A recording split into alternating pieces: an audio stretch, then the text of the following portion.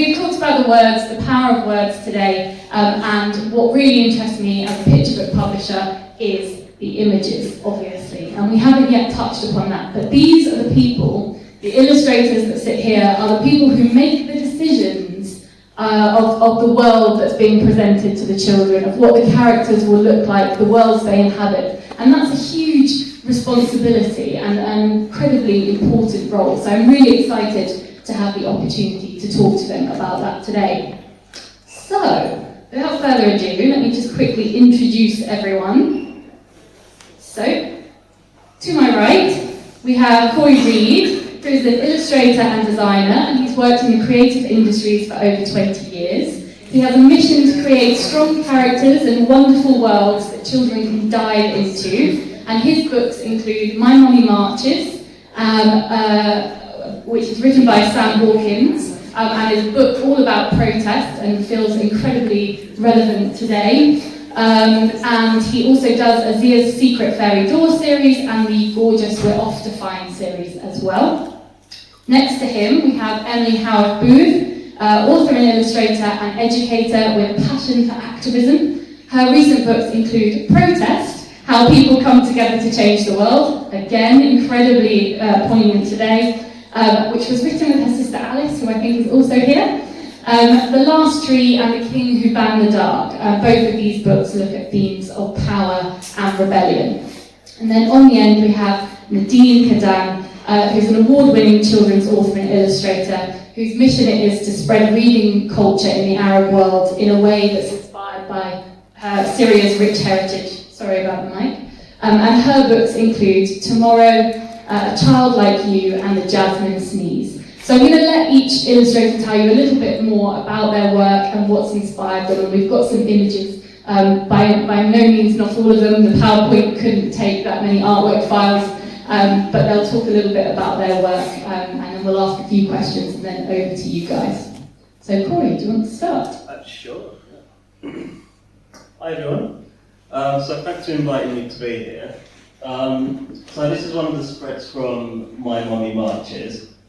And I feel like I've been quite lucky actually that Latana approached me to work on a book about protest, because as much as I like fun things and having a laugh in my work, the things closest to my heart are kind of powerful issues, things, social injustice, injustice in general.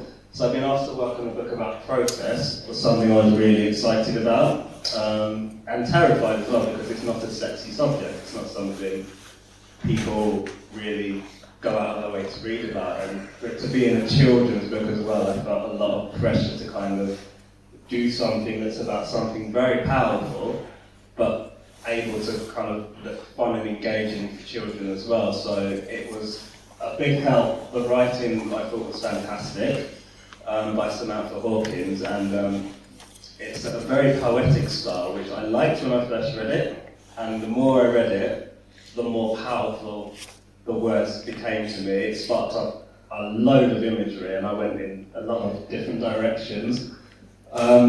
This is my favourite spread. I just wanted to have a scene in this book about celebration, and it's inspired by one of the illustrators I looked at a long time ago while I was at uni, back in 2001. And it's Archibald Motley. And he was an artist from the Harlem Renaissance, which was an exhibition my dad took me to while I was at uni, looking at art from the Harlem Renaissance, which is, as a black person, there's kind of a thing in what we do, is we're usually the ones not interested in black history. That was always a thing, and this is something my dad took me to kind of get me interested in, so that had a big impact on kind of my work that I was doing for this book in particular. And I'm very happy that Holly allowed me to do this, because the original sketch was horrendous. It did not look like what I wanted it to, so I had to send a bit more reference in just to say, this is actually what I'm trying to portray. And but you were so kind of generous and saying, do you know what, it was originally going to be just one page, but I think Holly got back to me and said, do that as a double spread, please. So I'm so happy you let me do that. So, thank you.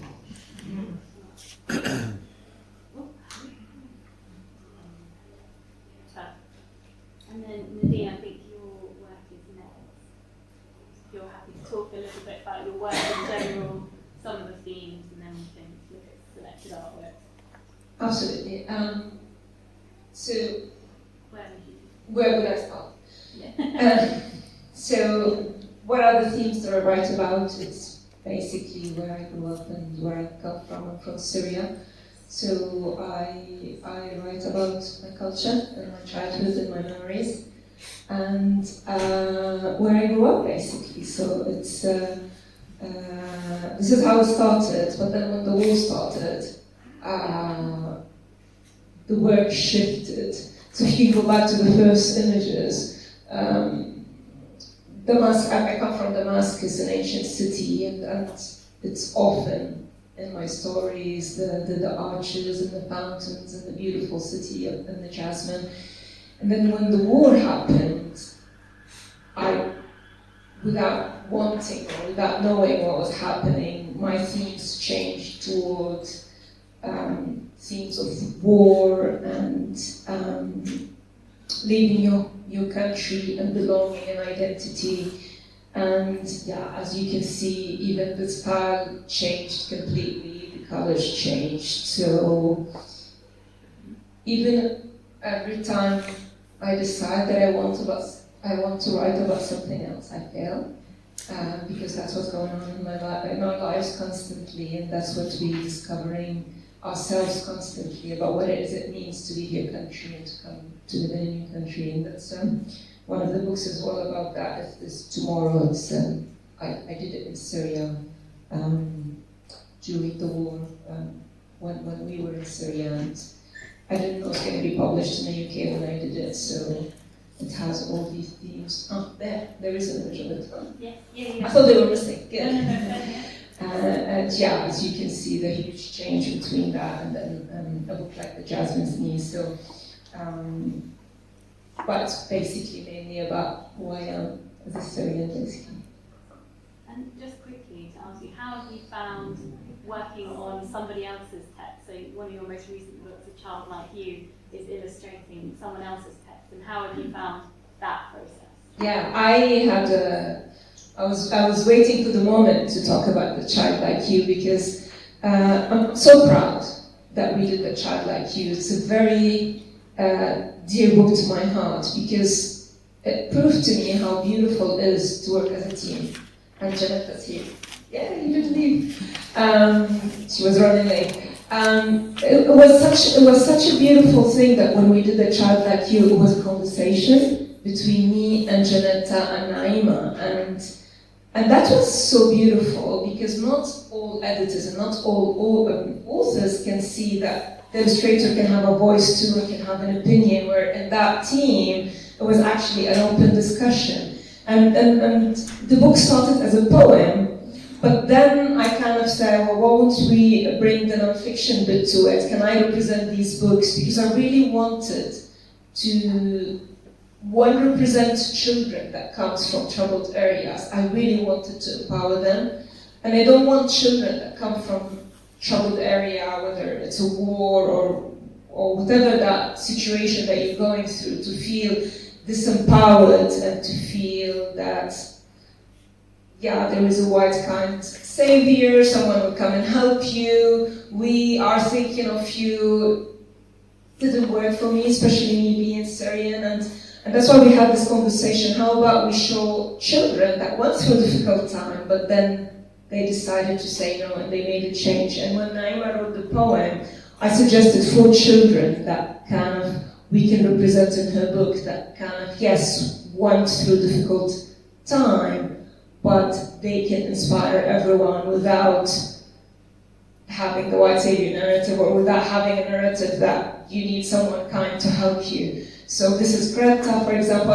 We also talked about the importance of showing troubles is everywhere, and it's not only in the Middle East.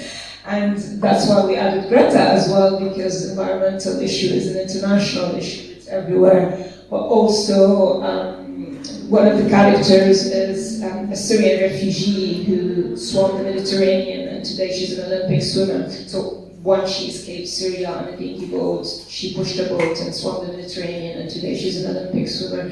And for me, That's empowering. That's not telling children, let's help them, let's, focusing on the resilience and what they did as a change, instead of focusing on their trouble situation and let's hope for a better place for them and then end it that way. It was such a beautiful experience to be part of this book. I'm really proud of it. Thank you very much. And then, Emily, do you want to tell us a bit about your work? We've got your fiction. Thanks. Hi everyone. It's helpful to start with these because this is the moment when I stopped thinking about child readers in a patronising way, I hope. I've been doing MA in children's book illustration and I've been thinking, what are children interested in? Scratching my head, I don't have children. I hadn't spent much time with children since being one myself, and I couldn't really remember what that was like. And I thought dogs, farting dogs, something like that. I was trying to go the comedic route, and it wasn't really working. I kind of put out of my mind slightly, or pushed down the fact that in 2008, 9 and 10, I've been really involved with a direct action group for climate change, along with my sister who's here, and it's been a huge part of our lives and really life-changing and defining for us. And I kind of just hadn't connected at all that might be something children would be interested in. Why would they? It's too scary, it's too bleak, it's too complicated, it's too abstract. But then one day, just like Christine, it was that Trump election that changed everything for me. I was walking home from college in the dark, and it was that week of the Trump election, and I was looking at the lights in the houses, thinking how beautiful they looked against the darkness. And so just from an aesthetic impulse, I thought, I'd love to draw this, and I'd love to make a book about the dark where the lights are shining, and a book that shows how beautiful the dark can be. And then I thought, well, I'd have to take the dark away first to make that make sense, and then the dark would come back and we'd realise how beautiful it is. Who would take away the dark? Someone really powerful and a bit stupid. Who does that mean? Someone who's afraid of the dark, kind of literally and metaphorically. Trump came in, and then to make that story work, I thought, how are we going to get the dark back? Protest. And then all the things I knew from my own experience of activism, like affinity groups and direct action, that all came in to kind of complete the story. And I thought, no one's going to like this. But I did find a publisher who loved it, and then I started taking it to schools, and I was so surprised that children got it, and CLP really championed it as well.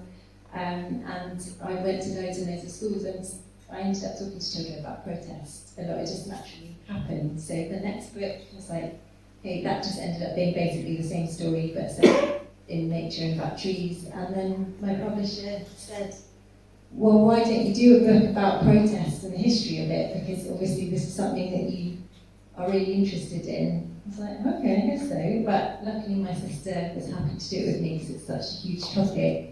So we made it together. But it was really kind of reverse engineered, what do I want to go into schools and talk to children about? I'm already going and talking to them about protest. The history of protest is already kind of creeping in. And I knew from my experience of activism, the group I was in was inspired by the history of the suffragettes, but adapted to climate action. And we took so much inspiration from them, finding out about their history, and we realised history is a treasure trove that we need to know about if we're going to make progress in the future. Or if we're going to get ideas as activists, we need to look back to the past and figure out what people did and what was successful, what wasn't, and why. So Alice and I just kind of raided the history of protest again, all over again, but this time as authors rather than practitioners of protest. And we just had an amazing time finding out all this stuff, and the book kept getting bigger and bigger and bigger because we couldn't leave anything out. We have to include Green and Common, we have to include Chipko, we have to include Peterloo.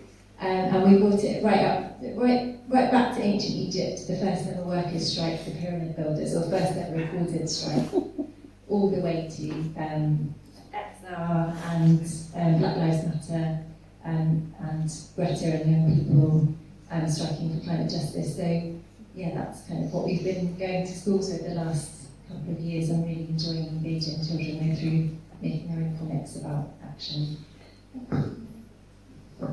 Thank you very much, Will. That's amazing to hear about how different kinds of work. I think what I'd like to ask you next is, so you're all obviously, passionate and kind of connected to social issues, protest, activism, and what is it about the picture book format particularly that you think delivering this message works? Why this medium? What is it that makes you think picture books are how you want to kind of take your message forwards?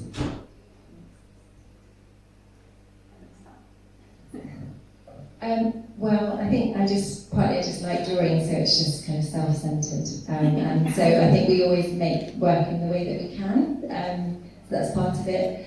And I think protest is a spectacle, it's a visual thing, and like seeing your pictures, Cory, like that last one is so joyful, and the way bodies are kind of moving and dancing and being present in that space, it's such an important part of it, and it's so hard to get that across in words and the sense of the crowd, and how people are close together, and how, the rhythm of it, you can't always get that across in language. And also, picture on the other side of it is that pictures are just an empowering medium, because you don't have to be able to read, you don't have to be able to read English.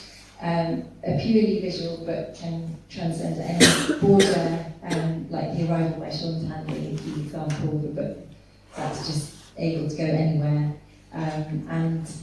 The one other thing I want to say is there's an amazing film by the Italian filmmaker Nanni Moretti called Ecce Bombo, and he says, it's basically about all these young Italian filmmakers just sitting about like smoking and talking about film. So on the plot side, maybe not so strong, but there's a great scene in which two of them are sitting around and one of them saying, yeah man, words are the bourgeoisie and pictures are the proletariat, and pictures need to rise up and take back their power.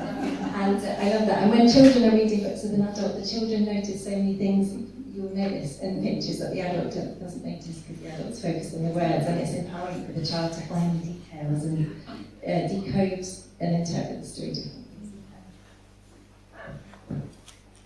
Well, I think picture books are for everyone, not only for kids. So that's my first comment on your question. And the second thing is, it breaks my heart that a lot of schools here think that let's get into chapter books, let's get our kids read more words, they're going to be better readers. No. So I disagree on that, and that frustrates me. But back on why we picked picture books and why picture books are important. You mentioned it, Emily. I mean, there is truly empowering book of a child sitting and reading a story read by a parent, because you are reading the words, but they are reading the images. So they feel they have agency, they feel they are part of this. You're not only giving them, they always have a comment. I haven't seen a child that you can sit and read a picture book that didn't interrupt you 3 or 4 times to tell you what they see in the image. But the stories do this, and the picture does that. So that is empowering, and that is beautiful, because kids tell their own stories, and images tell the things that the words can't say. Images are as stimulating and are as powerful as words. One image I want to show on that question is, a lot of my images are metaphorical, so we didn't send it in to this one. And so I just basically illustrate, and then the words come later.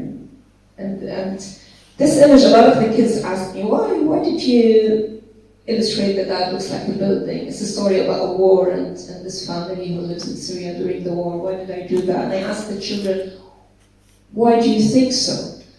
And they give me different answers, and I say, yes, there isn't a wrong answer, because this is how you want to see it, and it's your choice. And it's beautiful how to see children reading images differently and seeing things in a different way. And that's the power of images, really, because it allows you to see it your own way, to explain it your own way. Another image I want to show from a child like you. This one, it's also shows how, if you can read the text, it's about this child who wanting to see the change, which is beautiful. But also, this is a moment where this little girl standing next to giant people in suits. So that's not said in the text. And when I read it in one of my school visits, it said, one of the children said that the people are so big. And I said, yeah, what do you think? Why did I think I drew the people are so big? And he said, because sometimes they're scary. I said, like, absolutely, and it's beautiful that the children also saw part of this as in their own story and how they want to see it and how this exaggeration it's adding to the text basically. So that's why picture books really are for everyone. Yeah, I kind of agree. Obviously, for the answers being given, it's something children enjoy and love looking at and respond to. They look at all of the details on the page that you're not looking at. But I think with art in general, in creativity, it's really overlooked by, particularly if you look at the way government cuts things. Art's always one of the first things to go, and yet pictures are one of the very first forms of communications that we had. It's an incredibly powerful thing. As you say, it doesn't require the language. It can kind of get rid of all of those barriers. Someone can look at an image from one country to another and all kind of get the same thing from it. And it's a way of kind of transcending those barriers. So for that reason, it's always going to be an important thing. Like, how many people have cried at Pixar animation?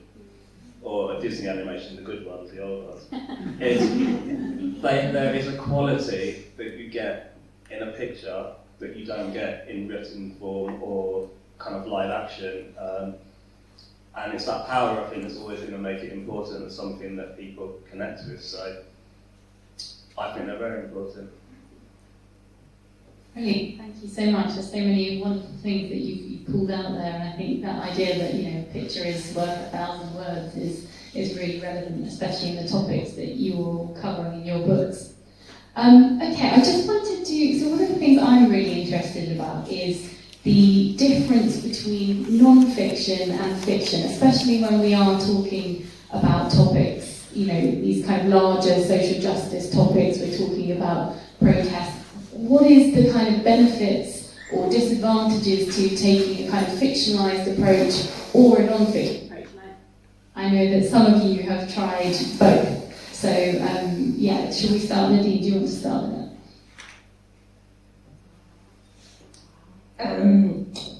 When you sent us this question, I was so happy that you asked it because I found it a very important topic. For me, there shouldn't be a difference between fiction and non-fiction in a way that empower children. They're both empowering in different ways. Non-fiction can show children true stories, and fiction, you can add the hope, and you have the control, and you can add all the things that can help children understand properly a situation and empathize and leads to a better place, basically. And that is beautiful, but when do fiction becomes problematic? It does become problematic when it lacks true understanding and authenticity in a topic. So a lot of what's happening now in the industry, which I love, there's this new call for diversity, very important. I came here 13 years ago and now the percentage has rise and we have more diverse books. But are they done with true understanding and true authenticity? And sometimes the answer is no, unfortunately. So if I look at stories, fiction stories about people from my country, about Syria, and about topics like refugees, as a Syrian, I found them problematic and frustrating sometimes because they're not authentic and we can't recognize ourselves in these stories, and there isn't true ties to those communities, there isn't true understanding of our culture. And this is when fiction becomes problematic because it becomes a bit neo-colonialist. There's this white kind savior narrative, there isn't really true agency for the character who's fleeing, or there isn't true understanding of our culture, so there's so much cultural appropriation. I've read stories that even the name of the character isn't Arab or isn't Syrian, or like things are very simple, like an Arabic word isn't translated properly. So that's when fiction for me is not empowering anymore. But if it's done with authenticity, and I write fiction. I've only done one non-fiction book, which is The Power of Welcome. It's a story of how I left Syria here to the UK. But I enjoy fiction more than anything else, and that's who represents me, who I am. But it should be done with integrity, with authenticity, and with knowing who is the right person, why this person is writing this topic. That's very interesting, Nadine. Yeah, as someone who's also done a bit of both, it's but maybe I have a more of a fictional heart. It was really interesting to do a non-fiction book and come up against those things about control that in fiction you can try things on. This is a world in which we can imagine ourselves at our best or at our worst, and how things might turn out. And also, I think that thing where a publisher can step in and say, actually, that's a bit of a bleak ending. Or there was a bit in The King Who Banned the Dark where I had people come in and being arrested, and when they turned their lights off, once they decided they didn't want it to be light all the time. And my publisher, probably quite sensibly said, I think that's a bit scary, can we just have them get fined instead? And I was like, oh, okay, I didn't really like that because it didn't feel true to me, because I was writing about tyranny, but it does make the book feel safer, and maybe that makes an easier way in. So, but maybe it is easier for an editor to kind of to have input in that way. And yeah, it's easier to make a kind of happy world, but ultimately it felt believable because those are the rules of the world according to the story, and it ultimately was true that the characters got fined and did not get arrested, and so I wasn't lying to anyone. It was just that was the world, those are the rules of the fictional world. But when Alice and I made Protest, we had so many really difficult conversations because you can't change reality as much as we might want to say that the Native Americans weren't massacred at a certain moment that we were describing. Like, and there are so many massacres and so many genocides that are interwoven with the history of protest, of course. And I think when we started the project, we weren't thinking about that side of it. And of course, that's what we met all the way through. And it was, a really difficult challenge. And we found ourselves so many times writing the sentence, although they were not successful in achieving their aims that time, the actions that they took went on to inspire, generations to come in continuing the fight for justice, that kind of thing. So, how do we walk the line where we don't make children feel that the world is so bleak that they never want to leave their front door, but also not lie to them? And it's such an important challenge as a writer to face that, and as someone who's going to schools and working with children, you will have those conversations, even if you haven't written it in, you kind of have to face up to it at some point. So I'm not sure that I know where I still yet how to deal with that, but I think it's a super interesting challenge. So I'm quite new to children's book illustration. I've only been in the field for about 4 years, and I haven't done any non-fiction yet. But it's an area I'm happy to work in. I do need to add it to my portfolio. Get in touch. My focus has mainly been in fiction, which I think it lends itself to me because of the way my mind works. I tend to be, kind of get to live through this having a child now, so getting to watch him grow up, it's so cringy. You just get to see yourself so much in your child now, and kind of his random way of thinking is kind of like my crazy way of thinking, and the kind of ideas. I have too many ideas when I spill them out on a page. And I'm digressing. I think both forms are important because people digest information differently. like a documentary film. Some people are going to prefer to watch that to just get straight to the facts. Other people are going to want to watch it in the form of a Hollywood blockbuster with some kind of facts. I think my example of that is like a financial institution. The crash happened. People were vaguely aware that some misgoings-on were happening, but nobody really understood it. And then The Big Short came out, which is a comedy of that, and so many people watched that, and suddenly they made what's happened in the financial institution accessible. I mean, that's kind of why both areas of publishing are important, because, as I said, people digest information differently.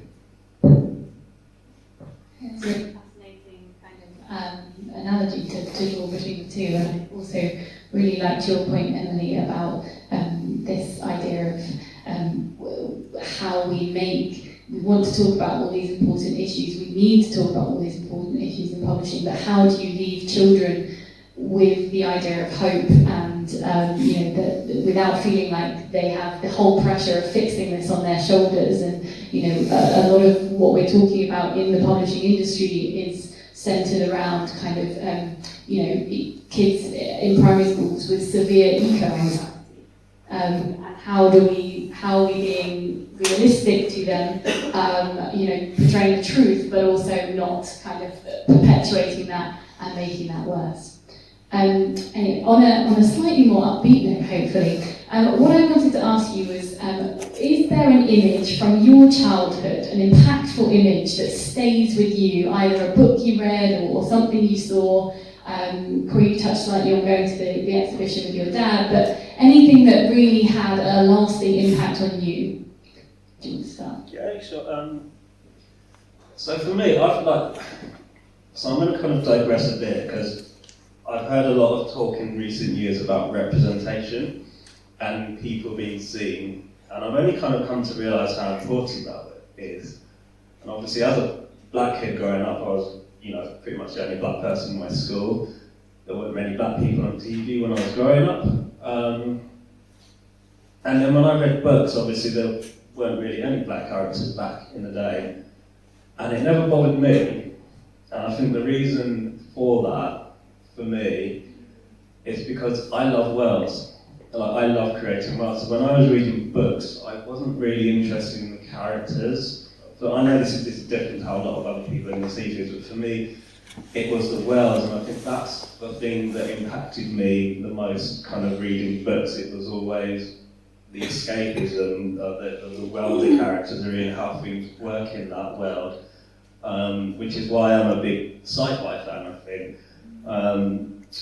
And good sci-fi excites me the most, because they can create these magnificent worlds, all this awesome tech, but the good sci-fi, it's the commentary they do on humans. They can do politics, they can do how we live and everything, and set it on a completely different world. And I that's the kind of thing that really kind of excites me. So it's the worlds for me, even when I'm drawing, it's all the little background details, things going on.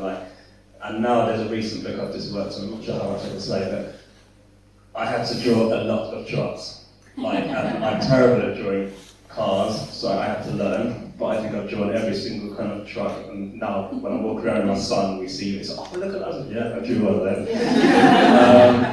So it's like, as I'm drawing them, I'm thinking about how everything works, how everything moves together, and it's like little bits of detail that really excite me. So yeah, generally for me, that kind of image is the world. That's how it's So with you on the cars and trucks. I need to go on your crash course of doing cars and trucks, I think. have to go. Yeah. It does help, doesn't it, when you have to do it. My favourite from childhood is A Tale of Two Bad Mice by Beatrix Potter, and it's just the one that I keep coming back to. And I think she's someone we can perhaps, or is dismissed a bit, for maybe being a bit kind of between Victorian and the books are so tiny, they're such delicate objects, the writing is so kind of refined and lucid and sort of neat. But there's so much violence in those books, and I love it. But they're so weird, like the kind of creeps that you get when you see Mrs. Tiddlywinkle without her apron on, and you're like, what is she? Like, She was just wearing human clothes and now she's not.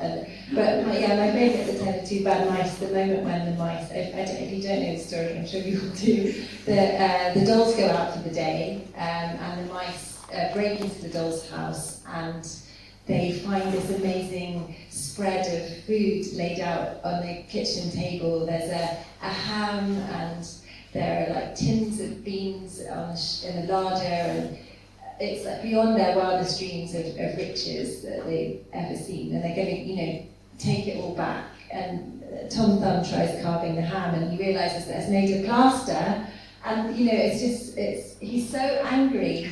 And then Hungry Monkey realizes that the cans of beans are just beads, and she tips them all out, and they just go all over the floor, and none of it's edible. And they smash everything up. And as a child, that's so, just what you want to do all the time, because you have no power. And I think she speaks so beautifully to the powerlessness of children and animals, anything that is not an adult human. And she also speaks about class. The dolls are, upper class or upper middle class, and they have all the stuff, and they don't have appetites because they're just dolls.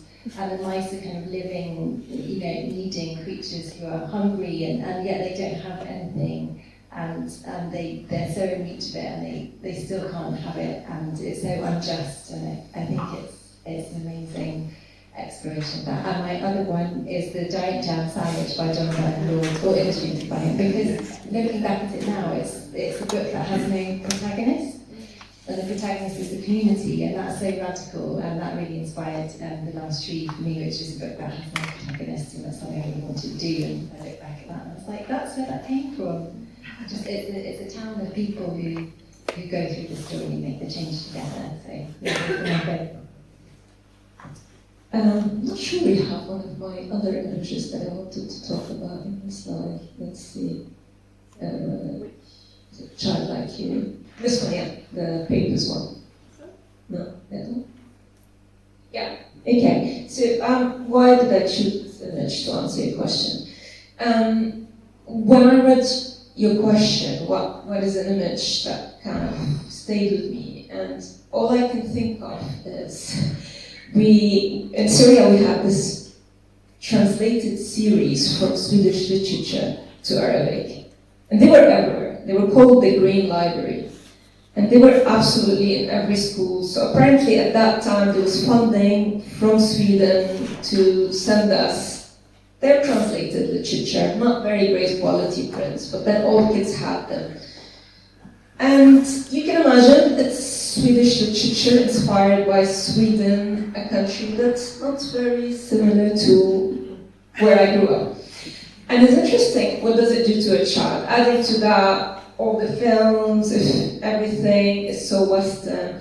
I remember when I was, me and my sister, when we wanted to play the princess, we would change our names into Western names because we're not really worthy of being a princess, because it's only in the West. So I would pick up foreign names like Alice, because there's Alice in London. I want to be Princess Alice, and I can't be Princess Nadine because I didn't see my name, I didn't see as many Arabic names in stories. And that stays with me, and it does affect a child's confidence and identity, and you always think that the West is better, or we're not worthy, they're the princesses, not us, right? And obviously, when I grew up, I decided to change that. I wanted to tell stories. But then I found out about Marley. And Marley, it's a real story, back to non-fiction. Marley Diaz is a girl who realized there aren't any black girls and stories in her library. So she started a library called #1000 Girls. And I really wanted to include her in A Child Like You. And when I had a conversation with Janetta, it was really nice that we were able to include her in the story. It's my story and it's her story, and how she's lost with the papers, and that was me. There isn't a powerful image in my childhood, but the lack of it was powerful enough for me to grow up and make a change. And I said, I want to write stories about my culture. I want to be proud of who I am.